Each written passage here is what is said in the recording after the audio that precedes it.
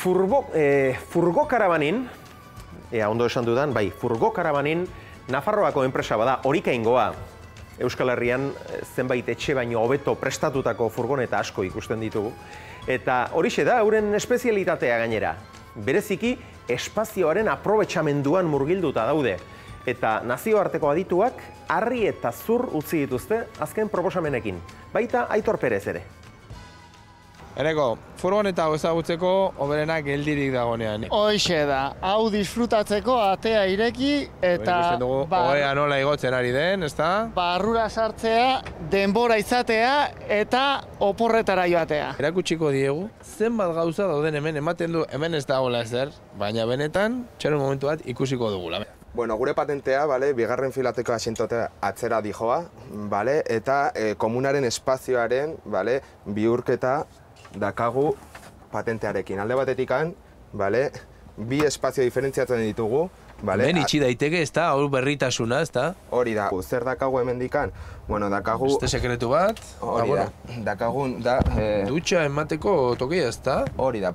Merkatuko plater dutxan dietenerariko bat. Lalagoa baita. Bueno, hemen ere, eskuak garbitzeko, esnatzen geanean pixkatza bertze aurpegi daukagun ikusteko.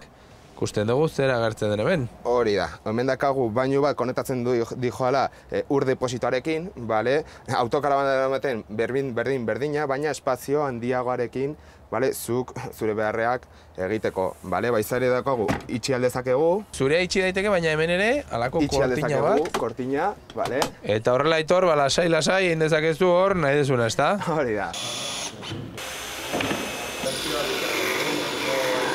Gero eta lan gehiago daukagu, furgoneta gehiago egiten ari gara, eta, pozik gaude, merkatua gora dijoa. 7 metro arteko autokarabana batek, baino toki gehiago izan dezake horrelako furgoneta batek. Atzean ikusten dugu, nola toki pila daukan, ez da? Hemen ere maila dauka, hortxe, zenbat pertsona joan daitezke hemen furgoneta honetan?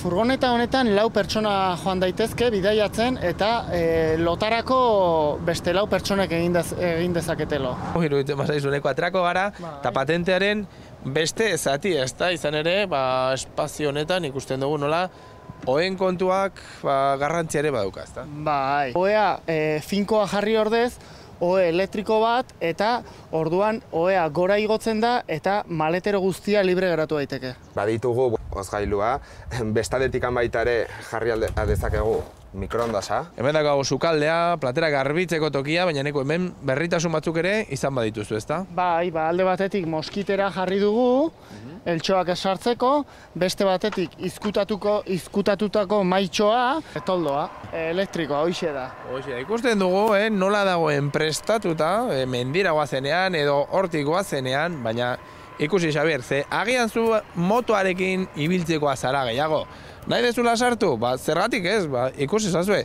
Enekok, orain bidaitxo badauka, eta motoa eraman nahi du, ikusten duzu. Tokia egon, badago furgoneta honetan. Tokirik ez da falta.